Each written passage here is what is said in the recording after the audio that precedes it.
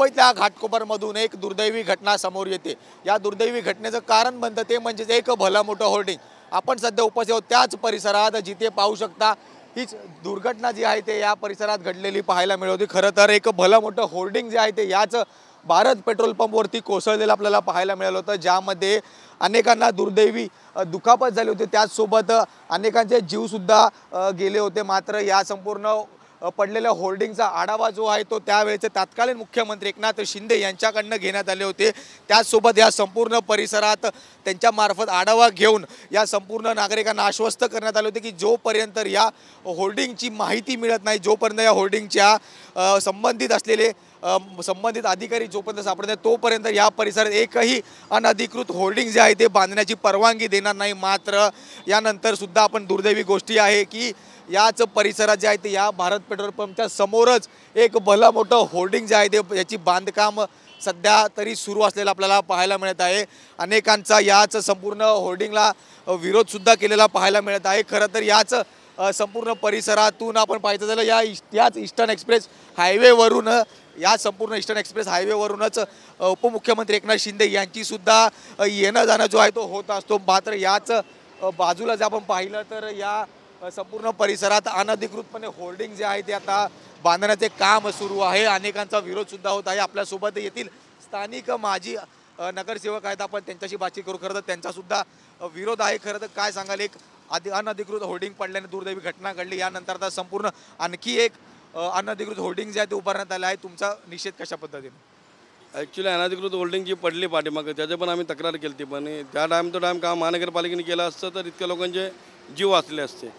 आता दुसरं होल्डिंगचं काम चालू आहे आणि हे होल्डिंग महानगरपालिका उभी करते असं ते सांगतात आहेत, पण महानगरपालिकेचे लोक दिसत नाही, त्याचं टेंडर दिसत नाही, काय दिसत नाही, निविदा उचलली, ठेका उचलला असं काहीच वाटत नाही यांच्याकडे। तेव्हा तर आम्हाला काम मिळालं म्हणजे डायरेक्ट कसं देऊ शकतात महानगरपालिका?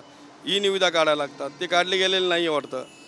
तर माझी एकच विनंती आहे आयुक्तांना की हे कुठल्या प्रकारे तुम्ही यांना परमिशन दिली की नाही दिली, या आयुक्तांनी पण हे जाहीर करावं की अशा प्रकारे जर आपण होल्डिंग लावायला देऊ शकतो का डायरेक्ट। यांचं म्हणणं असं आहे की महानगरपालिका स्वच्छता जे गृह आहे ते साफसफाई करतात, त्यांच्या ह्याच्यातून पैसे निघावे, अशी तर कुठली योजना आपल्याकडे नाही आहे। आणि मुंबईमध्ये अनेक संस्था ज्या अशा आहेत ज्या मोफत काम करायला तयार आहेत, लायन्स क्लबसारख्या, लॉटरी क्लबसारख्या, त्यांनी मागितलेलं सुद्धा यांना, हे म्हटले नाही नाही, ज्या कंपनी बांधकाम केलं आहे तीच कंपनी त्या साफसफाईचं काम करणार आहे, ते मोफत करणार आहे। एक साईडला महानगरपालिकेचे अधिकारी अशा प्रकारे सांगतात की मोफत ते करणार आहेत, दुसऱ्या साईडला ते प्रस्ताव पाठवतात की नाही नाही, याचा खर्च होतो ना ते आम्ही होल्डिंगच्या माध्यमातून उभे करतो आणि ते त्यातून आम्ही इन्कम त्यांना देतो।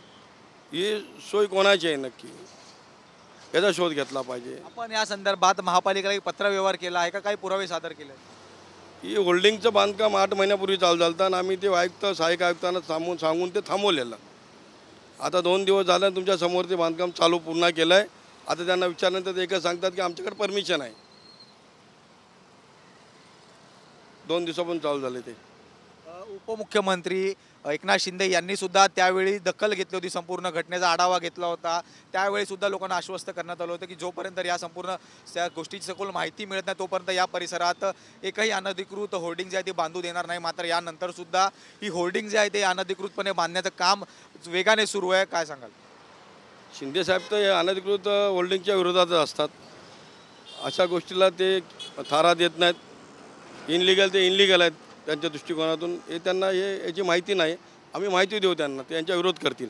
तुम्ही उपमुख्यमंत्री एकनाथ शिंदे यांना या संदर्भातली माहिती देणार का आणि कधीपर्यंत? नक्कीच माहिती देणार, जेव्हा भेट होईल त्यांची कुठे पण तेव्हा आम्ही त्यांना ही माहिती देऊ। नक्कीच आपल्यासोबत अजून काही स्थानिक सुद्धा आहेत। दादा, काय सांगणार, ज्या पद्धतीने यापूर्वी जी घटना घडली होती यानंतर आता आणि अजून एक अनधिकृत होर्डिंग जे आहे ते बांधण्याचं काम सुरू आहे, काय तुमची प्रतिक्रिया?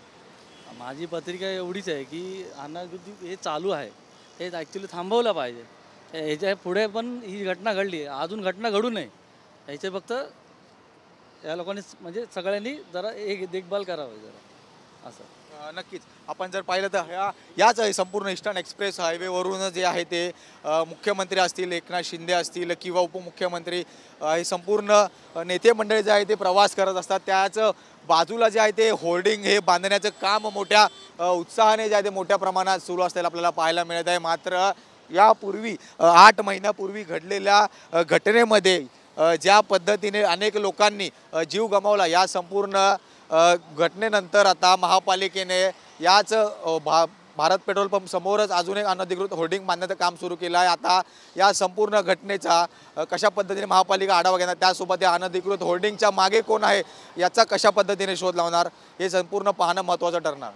व्हिडिओ जर्नलिस्ट सिद्धेश नाईकसह मी जय पवार, TV9 मराठी, मुंबई।